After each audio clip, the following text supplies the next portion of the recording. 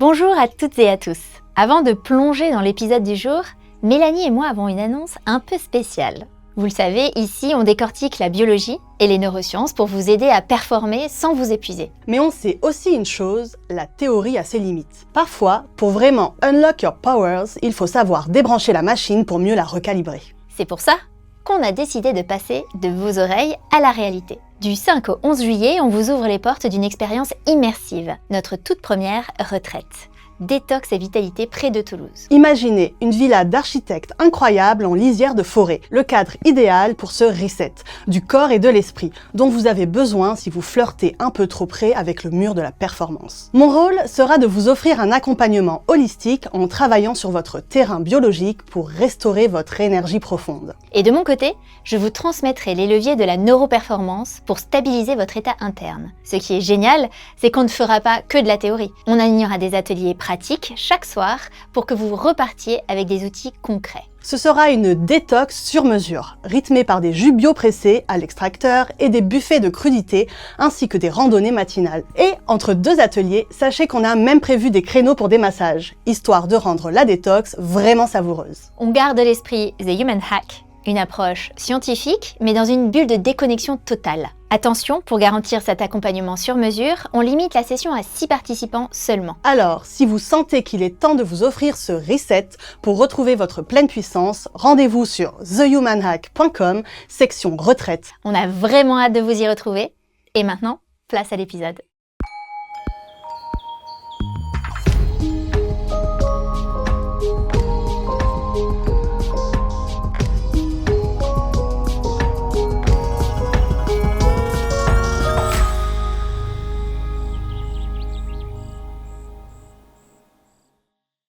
Alors Patricia, on est très heureuse de te retrouver cette semaine pour notre Q&A et on va commencer par cette première question. Quelle est ton hygiène de vie ?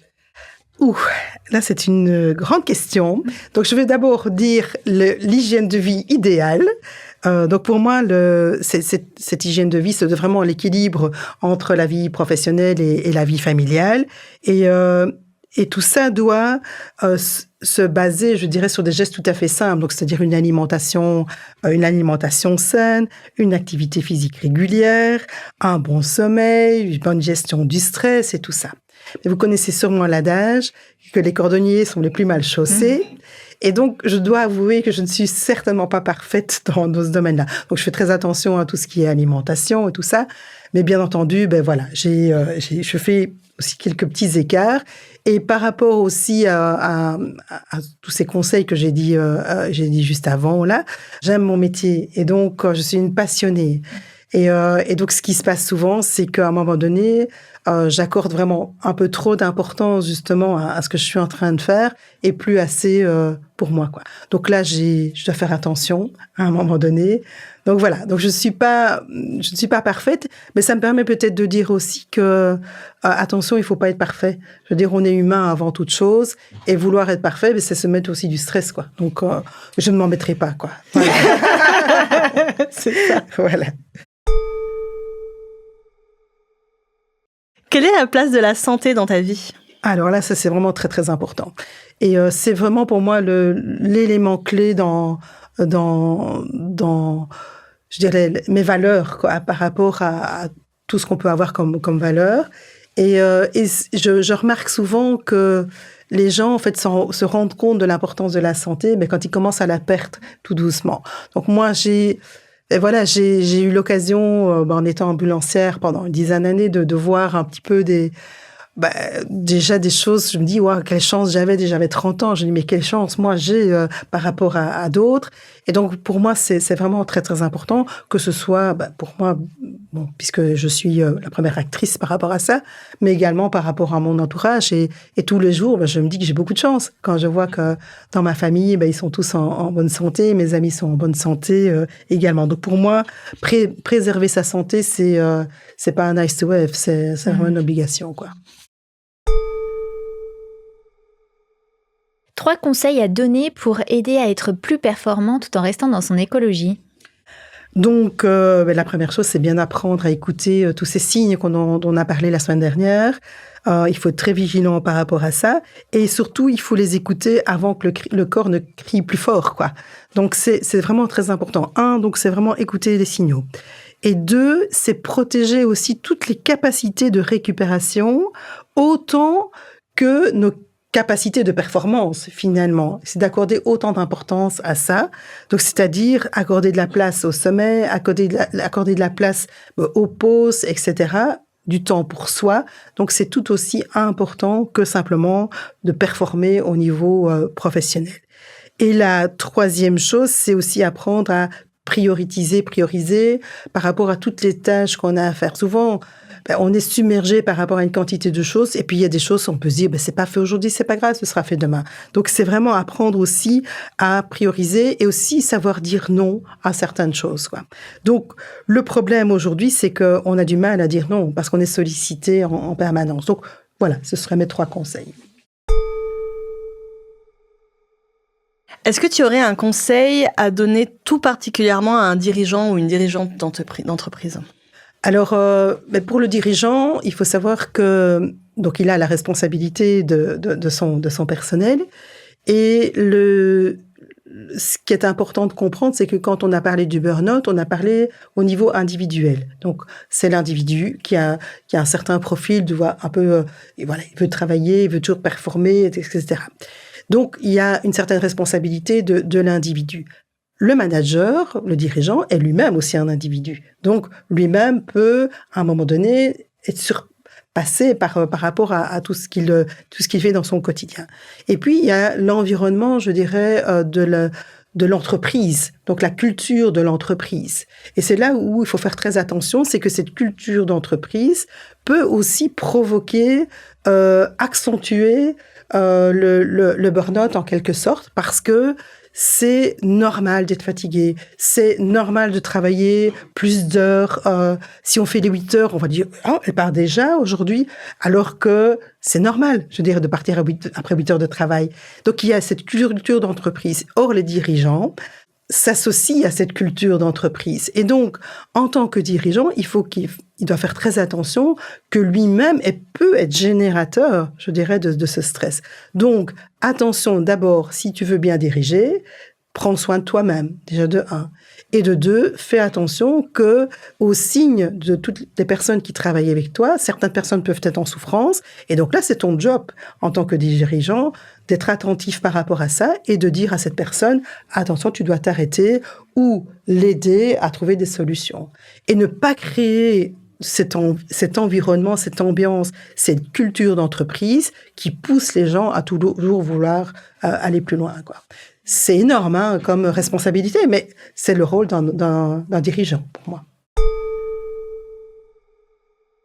Est-ce que tu as 3 péchés mignons ? Alors, je ne sais pas si j'en ai 3. En tout cas, j'en ai au moins 1. J'aime vraiment bien aller prendre mon petit verre de vin avec mon époux, avec des amis. Comme ça, on va au petit resto et tout ça. Donc, ça, c'est vraiment mon petit péché mignon.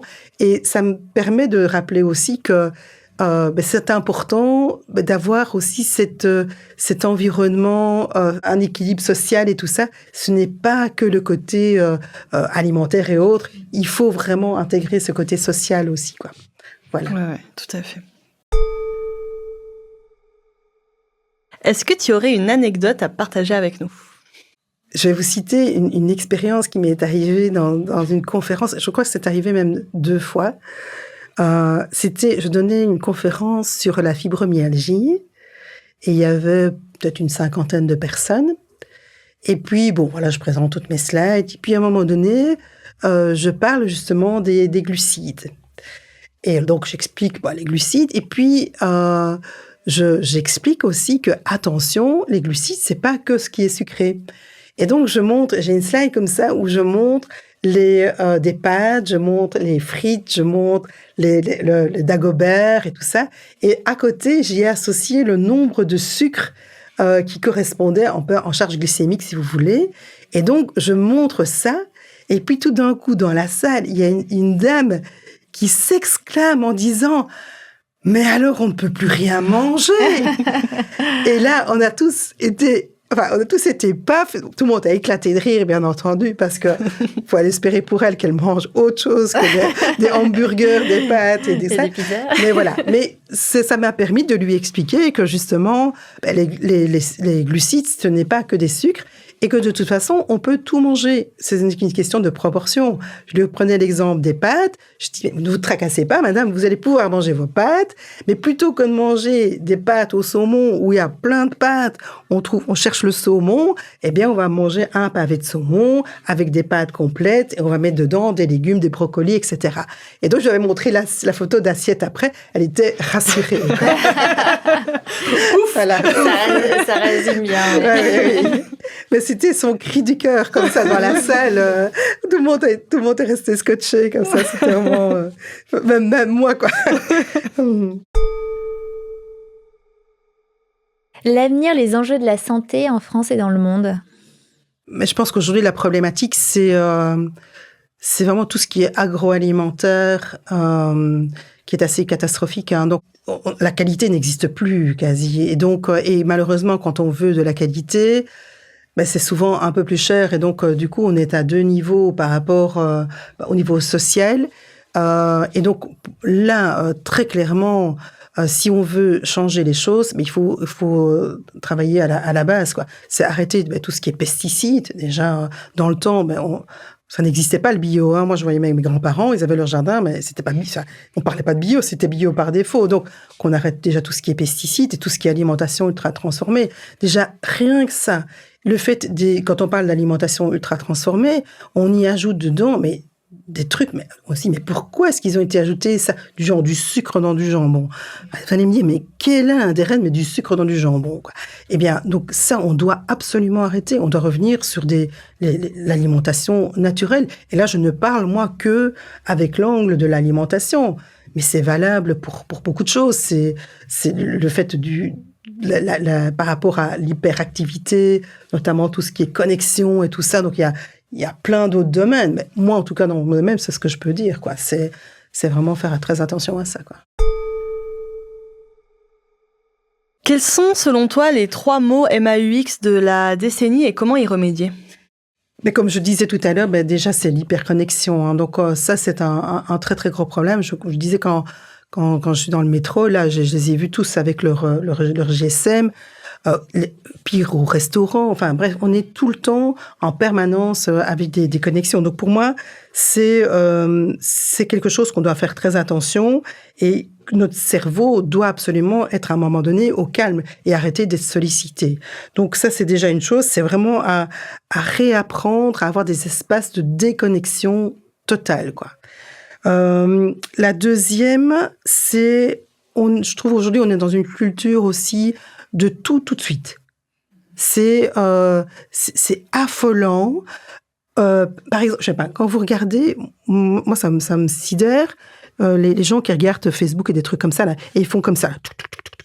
Et en fait, c'est tout en des fractions de secondes. Et ils veulent ci, ils veulent là. Et puis, une fois qu'on a eu, on jette. On est vraiment dans le tout de suite, aujourd'hui, tout le temps, quoi. Donc, ça aussi, c'est quelque chose qu'on doit réapprendre. Parfois, on ne sait pas voir les choses directement, quoi. Et les gens, par exemple, veulent guérir vite. Ça j'ai aussi souvent. Ils disent, en gros, il leur faut une pilule miracle. Hein, donc, ça doit être tout de suite, quoi. Donc, voilà, ça, c'est un deuxième axe. Qui aujourd'hui est problématique chez beaucoup de personnes, quoi. Et la troisième, c'est probablement pour moi la performance, mais une performance dès le plus jeune âge. Et ça, je ne sais pas si vous avez déjà remarqué au niveau des écoles, les tout petits, déjà, ça faisait déjà partie de notre culture avant, être le premier, on valorisait le premier de la classe et tout ça, mais je pense que d'autant plus aujourd'hui, en fait, on les bassine avec ça, tu dois être plus performant que ton voisin. Donc, imaginez ces petits bouts de chi qui sont déjà dans ce mode-là de stress et... Donc voilà, donc pour moi, c'est aussi une problématique actuelle. Merci de le souligner parce qu'effectivement, c'est un vrai sujet de société, je pense qu'on n'en parle pas assez. Et d'ailleurs, dans la saison 3 de The Human Hack, on a prévu très clairement de couvrir ce sujet-là et de le disséquer. Donc, c'est extrêmement important. Si tu étais ministre de la Santé, quelle serait la première mesure que tu prendrais ? Alors, je vais peut-être être provocatrice, mais a-t-on vraiment un ministre de la Santé ? Je dirais plutôt qu'on a plutôt un ministère de la maladie. C'est un petit peu ça aujourd'hui. Et donc, voilà, je suis comme un ministre de la Santé, on va dire ça comme ça. Eh bien, la première chose que je dirais, c'est que j'exclurais l'influence des lobbyistes agroalimentaires. Wow. Super. Bon courage. Allez, on vote pour toi, mais bon courage. Non, mais voilà. J'ai juste un petit pas de côté, mais justement, comme tu es belge, est-ce que toutes ces questions-là sont, selon toi, vu que tu as le regard et tu as l'habitude de travailler aussi bien en France qu'en Belgique, est-ce que c'est fait de la même manière, c'est appréhendé de la même manière, ou il y a un peu des différences ? Ouais, non, c'est pareil. C'est quasi la même chose partout. Hein, je veux dire. Ok, bon, pas très bien. Bon, tant pis, on essayait d'avoir un petit peu de l'aide de nos voisins, mais c'est pas grave. Non, c'est la même problématique, quoi. Ok, bon, bah, super. Bon, bah, merci beaucoup, Patricia. Avec plaisir. C'était un bonheur de passer ce moment avec toi. Et de toute façon, on met tous les éléments de toutes les pour le livre, etc. Parce que nos auditeurs, auditrices vont forcément vouloir aller plus loin. Et donc, tout est à retrouver après en description. D'accord. Merci beaucoup. À très bientôt. Au revoir. Merci d'avoir écouté The Human Hack. Si cet épisode vous a inspiré, faites-le savoir. Une note, un commentaire ou un partage sur votre plateforme de podcast préférée, c'est la meilleure façon de soutenir notre mission et de faire voyager nos idées. Ensemble, faisons grandir cette communauté. Pour aller plus loin, inscrivez-vous à notre newsletter sur le site thehumanhack.com. Vous y trouverez toutes les ressources mentionnées dans l'épisode, des contenus exclusifs et de quoi nourrir votre réflexion. Envie d'échanger avec nous ? Rejoignez-nous sur les réseaux sociaux, YouTube, Instagram et LinkedIn. Partagez cet épisode avec votre entourage, vos amis, vos collègues ou toute personne qui pourrait avoir besoin de ce petit hack dans sa vie. On se retrouve très bientôt pour un nouvel épisode. En attendant, prenez soin de vous et surtout, Unlock your powers.